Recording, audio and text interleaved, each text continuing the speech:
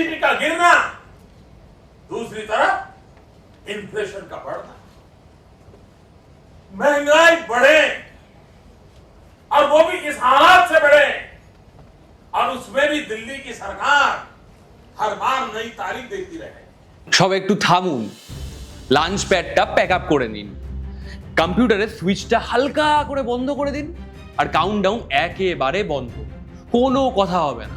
একটা মারাত্মক খবর মার্কেটে এসেছে।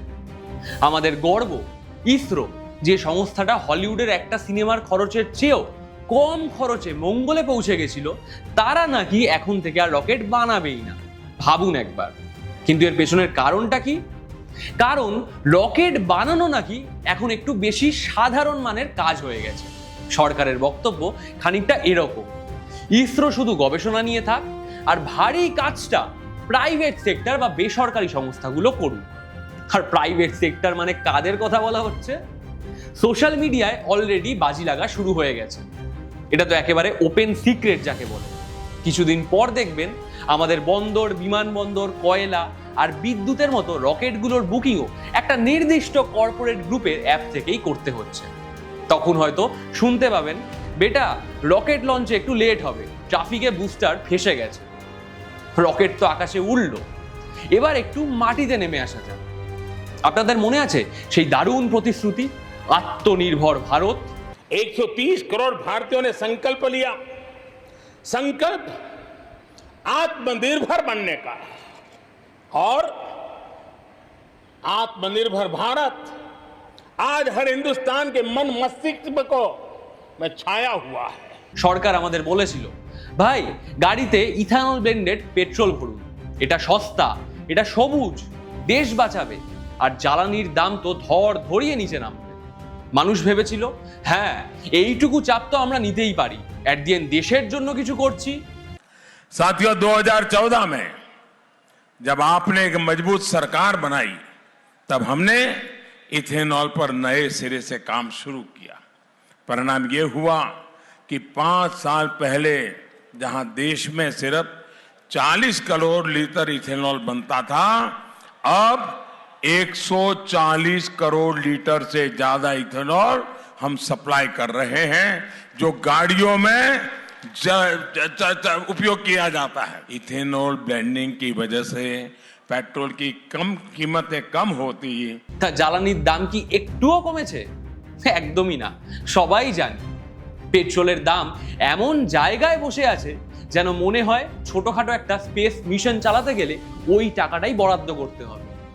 কিন্তু আসল ম্যাজিকটা কোথায় জানেন? দাম না কমলেও আপনার গাড়ির মাইলেজটা কিন্তু সোজা স্বর্গের টিকিট হয়তো কেটে ফেলেছে।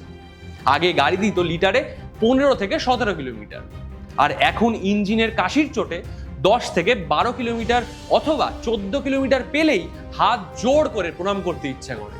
সরকার বলেছিল অন্য দেশের ওপর নির্ভরতা কমবে, কিন্তু কাজের কথা হলো আমাদের মেকানিকের ওপর নির্ভরতা আরো বেড়ে গেল।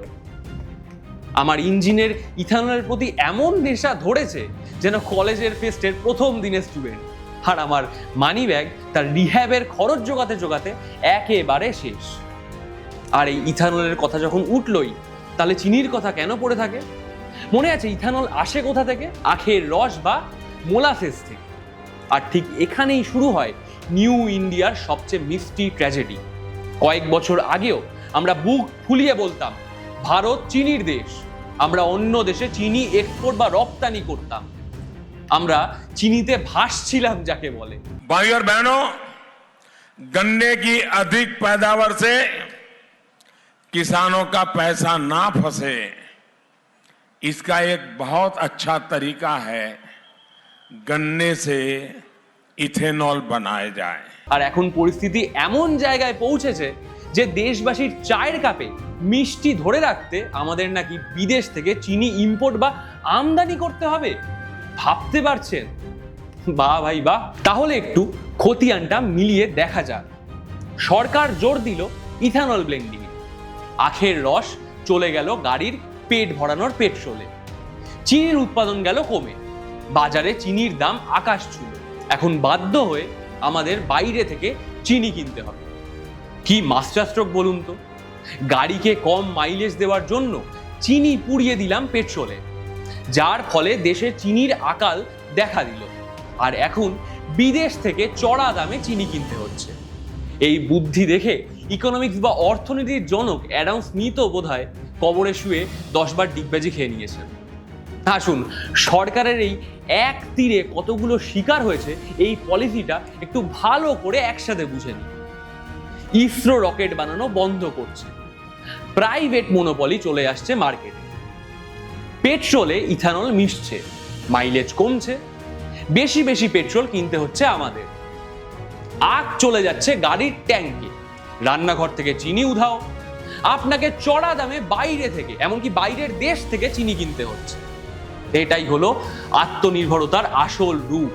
130 करोड़ भारतीयों ने संकल्प लिया, संकल्प आत्मनिर्भर बनने का, और आत्मनिर्भर भारत आज हर हिंदुस्तान के मन मस्तिष्क को में छाया हुआ है।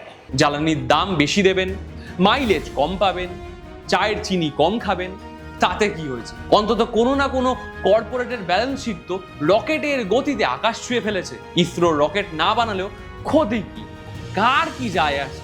দেখুন, সব কিছুর পরেও হাসি মজার ছলে একটাই কথা বলা যায়, দেশের যে প্রতিষ্ঠানগুলো আমাদের গর্ব, তারা যদি এভাবে আস্তে আস্তে সাইডলাইন হয়ে যায়, আর চিনি পেট্রোলের মতো সাধারণ জিনিসগুলো নিয়ে যদি ছিনিমিনি খেলা হয় প্রতিনিয়ত, তবে প্রশ্ন তো তুলতেই হবে।